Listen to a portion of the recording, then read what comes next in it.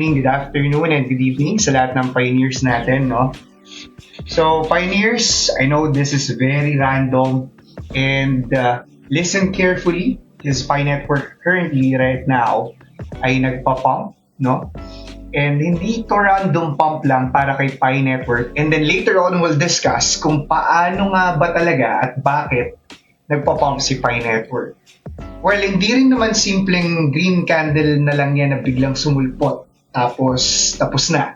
Right? So right now, si Pi Network is trading at approximately $0.16 to $0.18. And believe it or not, we saw a bullish Williams alligator cross dun sa 1 hour time frame. Again, this is 1 hour time frame, no? So, ang tanong ngayon, breakout na ba to papuntang $0.20 and above? Ayan, yun yung tanong doon. Or bounce lang bago ulit ma-reject, tapos bababa ulit tayo. So, that's the greatest question for this live. And that's the reason why nag-live ako para updated lahat ng pioneers traders natin at the same time para rin doon sa mga Pi Network enthusiasts na nandito right as of the moment. So, sa market, most people react kasi dito sa Pi emotionally. And professionals act or nagre-react sila structurally, no? So, if you only see the green candle, makikita mo lang puro excitement ka lang, ganon. So, if you only see the red candle, the green candle, syempre kapag red candle, nagpapanik ka. Ayan, hello sa 12 viewers natin. We just started the live for today. Pero yung mga serious traders, katulad ng nasa community natin inside the Pi Network or One Racket application community, they look for the context. No? So ngayon, we will break it down yo. I-break down natin yung dalawa. Number 1, i-break down natin yung fundamental context. Number 2, the deep technical structure for what's going on right now for the Pi Network, no? Sa fundamentals kasi, it creates the narrative, but for the structures, it moves the price, yung structure, no? So let's begin. Pag-usapan muna natin yung fundamental context. Ayan. Punta tayo sa chismis scene. Tadada! Ayan. So si Kraken, nabalitaan nyo na ba yung sa Kraken? Ayan. Kraken listing increases credibility and global access. Ayan. So kapag mas lumalawak yung exchange exposure, of course, mas dumadami rin yung potential na participants, right? And more access means more liquidity potential. And liquidity is the oxygen para sa price movement ni Pi Network. Not only with the Pi Network, it also applies sa other cryptocurrencies and stocks, no? So kapag may bagong doorway papasok sa market, right, mas maraming pwedeng pumasok. And participants create the volume. And itong volume naman, it creates the structure, right? Hindi yan automatic to the moon, no? If may nag-announce ng ganito na listing, hindi yan automatic na magpop-up agad, just like what happened before. But automatic visibility for other people, lalo na yung mga investors, they gather and they gain more trust pagdating sa specific stocks, sa specific cryptocurrency. And of course, visibility matters, lalo na ngayon. Kraken is one of the exchanges na sobrang type ng security. And na-discuss natin sa YouTube channel natin kung bakit nga ba hindi talaga listed sa Binance. And right as of the moment, as of this conversation sa live natin, alam niyo naman na siguro na wala na sa Play Store ang Binance. I don't know why, pero di-discuss natin yan sa YouTube natin for the next week or this coming Saturday or Friday. And now let's talk about the Pi Network roadmap. Ayan, hanapin nga natin yung Pi Network roadmap dito. Mamaya AMA tayo. So ask me anything and I'll answer all of your questions. So dito sa Pi Network roadmap, we're checking right here. Markets move on anticipation. Habang papalapit yung ecosystem activation, the confidence builds quietly. Ano ba ibig sabihin niyan, Cryptoshua? Well, investors don't wait for perfect clarity, no? They position before yung clarity na yon becomes obvious. Kapag may roadmap progress na katulad nito nakita nyo right now, they position before that. So, when price starts pricing in future potential, ganun kasi siya. Kasi anticipation, ayun yung nagbe-build ng pressure. Pero yung pressure na yun, it builds the movement. Ayan. So let's talk about the MiCA compliance or infrastructure compliance, just like what happened before.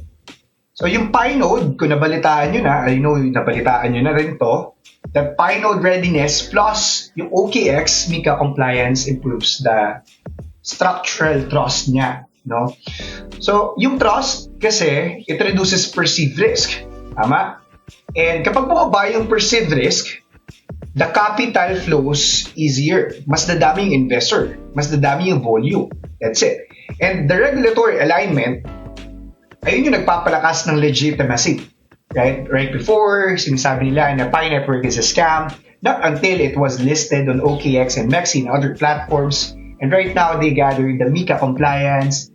And now, the fundamentals are supporting the narrative. Pero, yung fundamentals alone na yan, hindi siya yung mag-move ng price. Yung structure mismo. So now let's go technical. Yung pinaka-inaabangan ng lahat. Hello sa 20 viewers natin, 20 pioneers. Good morning. Ayan. Punta tayo sa 1 hour time frame, no? Ang galing natin yung mga drawing dito. So if you can see, this is the Williams alligator. Itong white, ayan, yung white, wala pa lang white yan. Yung green, yung blue, and then the red. So dito sa Williams alligator, makikita natin, right, as of the moment, this is for the clarity na rin and price movement. Per checking right here, the Williams alligator just crossed bullish. Ayan. Bakit nga ba bullish yung Williams alligator? And ano bang ibig sabihin nito? Well, if you can see that the price or the Williams alligator green line is above the blue line and the red line, meaning it's bullish. Okay? So the lips move above the teeth. So yung lips niya is the green candle and the teeth move above the jaw. Right? So yung signal na yan, it's an early momentum shift. Okay, after na nag-pump, nagkaroon ng correction, and then later on, I will discuss it to you kung bakit nagkaroon ng correction na ganyan. And then I will discuss as well the possible or potential na movement ni Pi Network from this price. And it's based on the technical analysis and indicators. Okay? Now, as we can see right here, backtrack muna tayo. Coming from Monday, January 19, this year, nag-dump yung Pi dito sa area na to. This one. Okay, nag-dump yung price dito sa area na to. And then coming from here, gumawa siya ng trend line pababa. Ibig sabihin ng trend line na yan sobrang bearish ng market for the Pi Network itself. Okay? So gumawa ko ng line for the bearish trend line of the Pi Network. Right? And this is the first liquidity or the resistance that we can see. And then, netong February 13 lang, nung Friday, recently, what happened dito sa Pi Network price is lumabas na siya ng bearish trendline momentum. So, bakit ba nangyari yun? First, as I've mentioned kanina, nagkaroon ng Kraken listing. Ayan. We mentioned about the Kraken. And we mentioned as well the roadmap of the Pi Network as it is now waiting and preparing for the open mainnet. Nabalitaan nyo na, of course, yung tungkol dun naman sa marami nang nag-QIC sa around approximately 17 million if I'm not mistaken. So what happened here, the price of the market reacts. No? Lumabas na ngayon si Pi Network way back February 13 dito. Lumabas siya sa trend line ng bearish momentum. Paglabas niya, nagkaroon ng konting rejection, which is here. Drawing tayo, no? Which is here, nagkaroon ng konting rejection. dahil this is the first liquidity or resistance ni Pi Network coming from $0.12 here. Okay? Now, tanggalin natin yung mga drawing na yan. It pumped back hanggang $0.2. Ang tanong, bakit hindi nag-pump ng tuloy-tuloy pataas? Ayan, that's the greatest question of all. Isa lang yung sagot dyan. Okay? Tanggalin natin tong indicator. Palit natin yung indicator natin ng liquidity channels. By the way guys, ang liquidity channels is where you can see yung resistance and the big or the amount of liquidity na meron sa market. This does not apply for one exchange but it applies to all exchanges as well. Now, here, kung makikita natin, the first liquidity that happened is dito. Ang gulo ng chart, no? Pero, yan, drawing na lang natin. I hope nakakasunod kayo, pioneers. So sabi ko nga kanina, nagkaroon ng first rejection dito sa $0.16. And it answered all the questions kanina natin na kung bakit nga ba nag-back down, hindi nagtuloy-tuloy si Pi Network. Because of the reason na may liquidity or we called as resistance. Ito yung numbers of sellers ng Pi na nakaposisyon na. Ibig sabihin nun, kapag dumating yung Pi price ng $0.16 is automatically nila na ibibenta yung Pi holdings nila, right? Now, after dito sa $0.16 na ma-hit natin and then we go back down, nagkaroon ulit ng momentum pataas. But here's the challenge. Ang laki, sobra, ng liquidity and the resistance dito sa part ng $0.2. Why? Zoom out muna tayo. Bakit $0.2 yung resistance, Cryptoshua? Nakita nyo ba itong mga bilog na to dito sa $0.21 hanggang $0.2?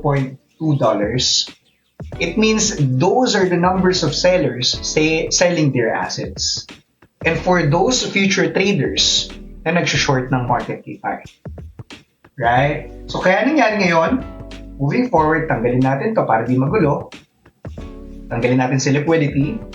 Moving forward, kung makikita natin dito sa line na to, circle natin.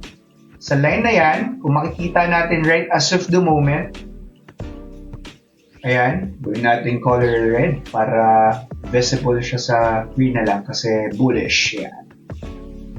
Ayan, kung makita natin dito, no, sa part ng capacity. Paano ba ito? And there you go. Sa part ng $0.2, nagkaroon ng rejection. So, bakit bumaba? Pioneers, listen carefully, no? Kasi indicators is a confirmation tool. Hindi yan prediction tool. So, kung walang continuation at volume, kung pwedeng maging fake breakout lang yung nangyayari right as of the moment. As I've mentioned kanina, alligator or Williams alligator works best during expansion phases, which nangyayari na ngayon. So ano ba yung confirmation? Well, as I've mentioned kanina, volume plus structure, right? Now, balik muna tayo kay Pi Network. Bakit ko nasabi na this is the support line sa $0.16? $0.17 hanggang $0.16. This is not just a drawing, hindi lang drawing yan, Pioneer. There is a mathematical patterns na ginawa namin dyan. Kung familiar ka sa Fibonacci, ayun yung sa sunflower, no? Yung sunflower seed, kung mapapansin nyo, very symmetrical siya. And it applies also with the trading in the market. Right? And if you're familiar with the golden ratio, it applies also with the market. Now, here's the thing. Kung i-apply natin yung yung Fibonacci retracement dito, we can see that coming from the bottom right here and going to the lower high or the recent high that we have sa $0.2, kung makikita nyo yung structure right here, nag-bounce back up siya nung bumaba siya sa $0.7. Right? And what's happening right now, Cryptoshua? Anong kailangan naming sundin? At ano yung kailangan nating abangan coming from this? And that's the best question of all. Kanina kasi ang dami nagtatanong, right? And my community inside the Pi Network, inside the One Racket application, Traders Pioneer, may nagtatanong din, na what's next after this support? Guys, imagine, take note nyo to na this is the support line of Pyrite as of the moment. Itong support golden ratio. It's not only because dinodrawing natin yan, but because of the Fibonacci retracement na ginawa natin. It applies to all market conditions. Okay? It's for the continuation pattern para makasawsaw ka ng maayos, makapag-entry ka ng maayos for the cryptocurrency market. It not applies only with the Pi network. Okay? So what's next, Cryptosio? Masyado mo naman kaming pinapatagal eh. So what's next? Okay? As I've mentioned kanina, kung makikita nyo yung structure, we are beginning to print higher lows on the 1-hour time frame. Okay. Kapag yung pattern ay nag-shift from lower lows to higher lows, that's early structural improvement. Right? So hindi pa siya full trend reversal. Ibig sabihin, kailangan pa ng confirmation sa taas ng $0.2 bago tayo magtuloy-tuloy to go back up to $1. If possible. Okay? But that's early shift. No? That's the momentum. Now, since meron tayong support line right here and nirespect niya tong support line which is the golden ratio of the Fibonacci retracement na meron tayo, what's upcoming is to break this $0.2. Right after this $0.2 na resistance, okay, that's psychological resistance ha, kasi that's the what you call liquidity magnet. Kapag nabasag yung $0.2 with strong volume ni Pi Network, tandaan mo to, strong volume dapat, okay, and may solid na candle close above the $0.2, continuation becomes probable.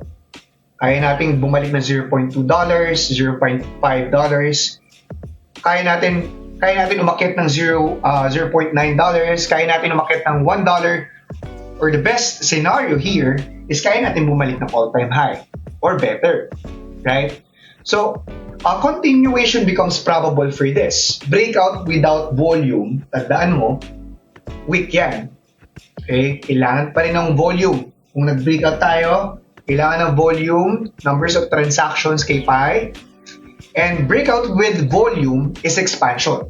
Kapag nagkaroon ng volume na mas mataas to, this could alarm everyone in the cryptocurrency and trading community. Why? Volume is key. Ayan. Because professional traders don't assume the breakouts. They wait for confirmation above the resistance. Which is, ang resistance natin right as of the moment, Pioneer, is $0.2. Okay? Once we break above it, let's go to the move. So ngayon, if we can see right here, punta tayo ng volume. Volume. Ayan, simple volume lang. No?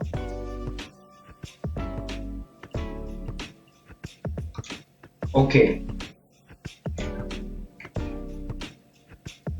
Alright. So kung makikita natin sa area na to, ang galing ko nga yung mukha ko dito. Ba't galing ko yung mukha natin? Ayan, lipat tayo sa kapila. There, ayan, lumipat na ako. So kung makikita nyo yung volume dito sa left side, kurong natin. Ayan. Kung makikita nyo yung volume dito sa bottom side of this market, no? Ang galing natin si Fib kasi napag-usapan na natin yan. Now we're talking about the volume. So the volume here is increasing upward. So pinupush ni price, ni volume, na tumaas yung price ni Pi Network. And that's healthy condition for the Pi Network's market. So kapag may rising volume, habang umaakyat, buyers are stepping in. Okay? Pero, watch carefully, Pioneer ha. Kasi if the volume fades near the resistance, yung momentum na yan, mamamatay yan. Okay? Now, sustainable trends require the sustained participation. Ano ba ibig sabihin nun? Isang green candle doesn't create a trend. It should be continuous. Okay? Kaya kailangan niya na tuloy-tuloy na green candle for this. Just like what happened right here, coming from Thursday or Friday, February 13, going to February 15 for 2 days. We need that kind of volume. Now, let's stay objective. If the price of Pi Network breaks decisively with strong selling volume, dito sa baba ng $0.6, kuha tayo ng square. Kapag bumaba ang price ni Pi coming from here, dito naman ito.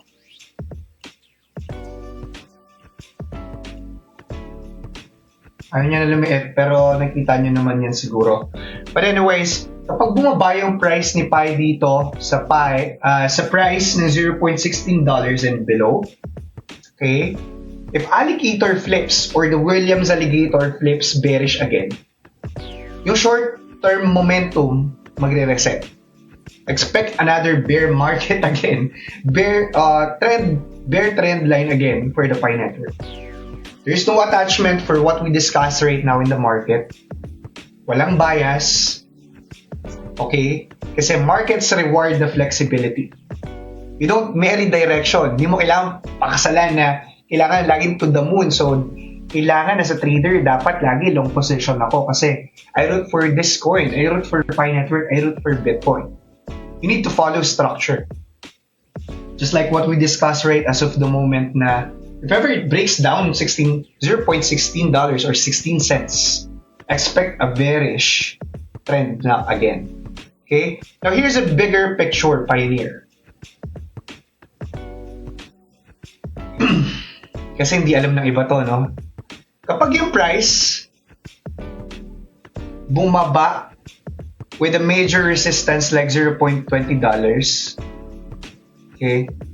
Nagkakaroon kasi ng tension dyan.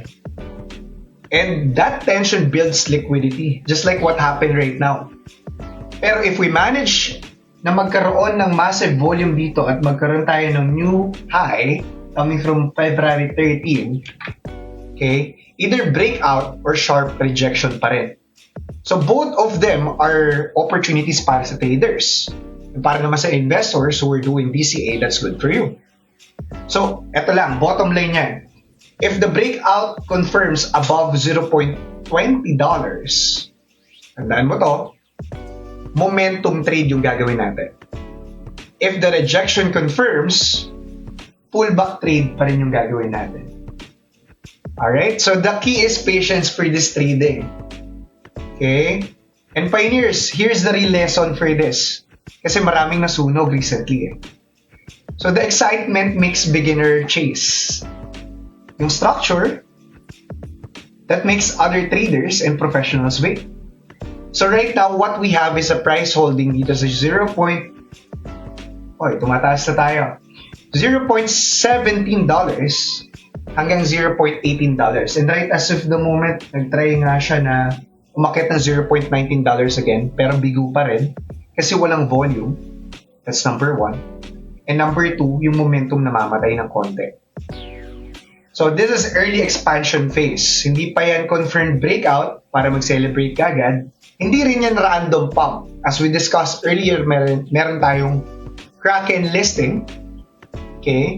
Which hindi pa naman ina-announce ni Pi Network. That's a good thing. And that's a good thing as well for those people na nakakita agad ng post ng Kraken sa kraken.com/listings. You can check it out right there para na rin ma-confirm mo for the fact. And the next major move depends na rin on how price reacts sa $0.2.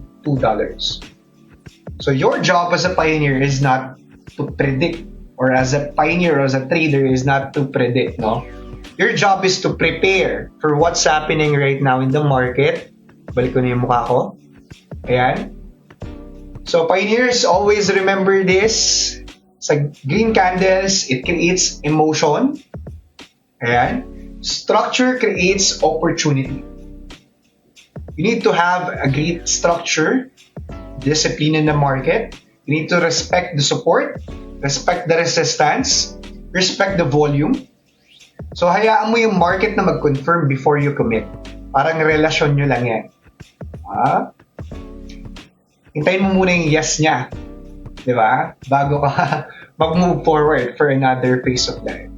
Anyways, let the market confirm with that. Again, this is Cryptoshua saying learn small, Win big, pioneers. So, kung gusto mong kumita sa crypto katulad ni Pi, you can comment more down below.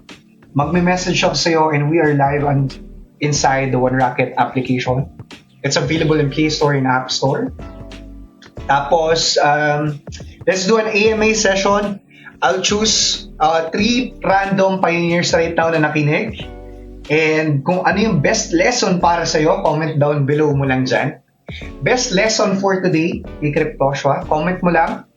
And then magme-message ako for those pioneers na mananalo ng 3 random amount of pies. Inside the OneRocket community, OneRocket application, comment down nyo lang yung Pi network address nyo doon. And we are doing Pi Drop daily. Para sa mga kumukuha na ng Pi Drop dyan, congratulations sa inyo. And there are merch din na pamimigay natin soon enough for those pioneers na traders as well as hunters. Alright, AMA session tayo, pioneers. Gunggong, asa ka pa. Okay lang yan.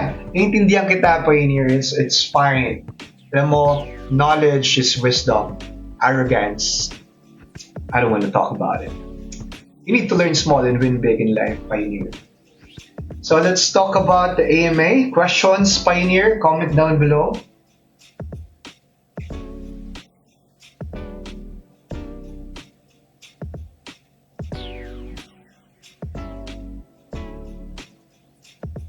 Hello, good morning, good afternoon, good evening po to all pioneers.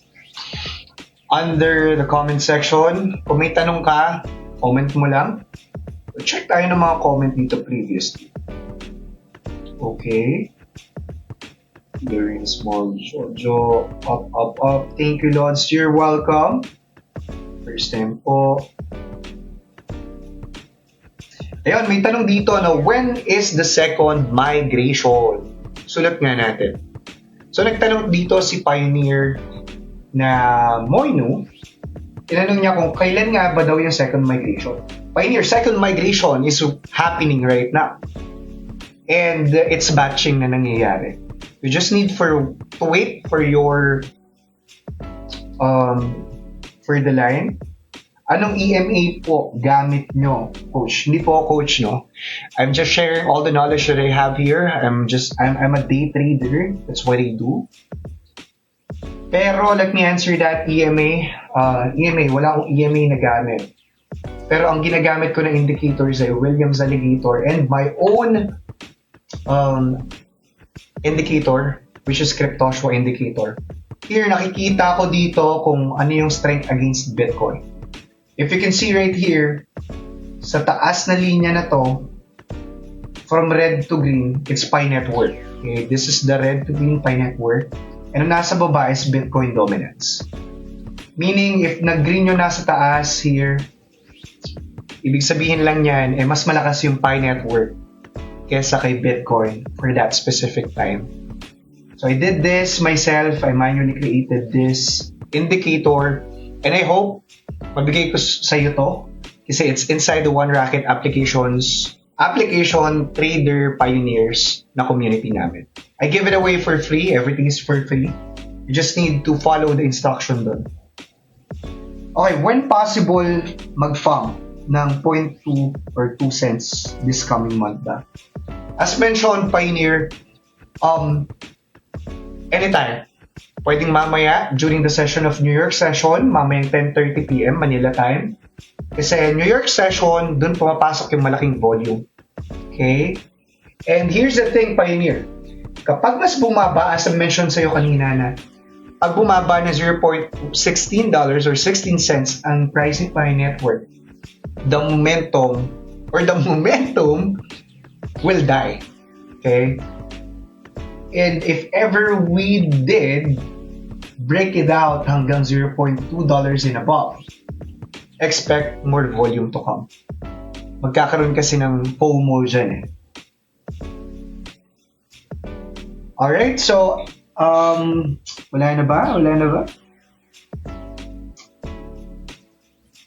Pioneers, if you have any questions, I'll answer 3 of your questions more and then let's end the live for today. Ang gagawin natin, we'll give away random pie, maybe you'll get 100 pie. Maybe you'll get 500 pie coming from CryptoShop for today's live. Okay, sabi ni Rouge Lucero, when yung na-verify ang unverified balance? Okay, kahit ako, question sa akin yan eh. Saan ba yung Pi Network? Pi Node dito. But anyways, let me answer your question straight to the bat. No? Kung kailan mo makukuha yung unverified balance, wala pa. It's to be announced for this matter dahil all allocation of this pie is strategically being allocated and being released. Hindi sila pwede na mag-release all in kasi the market and supply, the supply versus the demand will just do a catastrophic, no? Masisira yung supply and demand, masisira yung pricing right now. E nakita nyo naman yung nangyari coming from $3 way back February and March na nag-deep down below tayo right now sa $0.16. Just because of the reason na lahat, or let me say almost all pioneers have this mindset na kapag naka-claim na nila, they're just gonna sell it. Because they don't know what they don't know. Hindi nila alam yung assets na hinawakan nila. It's just like owning your Bitcoin way back 2010, which I totally ignored way back then. Okay, may tanong daw siya, pero hindi niya tinanong. Ang dilig. Thanks kahit pa paano nagkaroon ng kami ng idea. No worries, Pioneer. So, I will be sending all you a message. Yeah. Last question, sino pa? Okay, ito maganda. So, this question is the greatest question of all. Ayan. Ang tanong niya dito, yung 314159, parang medyo sensitive to. Mangyayari ba yan? Medyo sensitive tong question mo, Pioneer, no? Tinatanong niya kung mangyayari daw ba yung GCV 314159 na yon. Sobrang hirap naman sagutin nito. Baka mamaya mabash tayo. But anyways, let me answer that straight off the bat, no? Pagdating sa 314159 na yan. Okay. Kasi ang sinasabi nila dito na the 314159 will be the stable coin and the value of Pi Network. Let me answer you. The idea is wrong. Wala siyang market psychology and it defies the law of the market. That's how it works. So the idea that Bitcoin will go to zero, then magically transfer liquidity sa Pi through a grand harvest plan, narrative lang yan. Hindi yan real mechanism. Let me tell you this, that Bitcoin is decentralized. Walang central switch na pwedeng patayin. Walang matrix harvest button. Walang move through supply, demand, liquidity, macro forces. Walang ganon. Okay? So, it's not actually real na merong ganyan. So, don't just be... Huwag kayong magpapaniwala sa ganyan. What you see in the market is the real price of a certain specific cryptocurrency. Okay? So, last question. Sir, nagpalit po ako ng wallet. Ma-open lang ba yung bagong kong wallet sa mainnet launch na? Well, let me tell you this, Pioneer, straight off the bat again. Kung nagpalit ka ng wallet, you will get all the incoming unverified balance mo dun sa bagong wallet mo. Since you verified on it, dun na siya papasok. Just like the same thing na nangyari sa amin. GCV314, GCV. It's not real, guys. Wake up.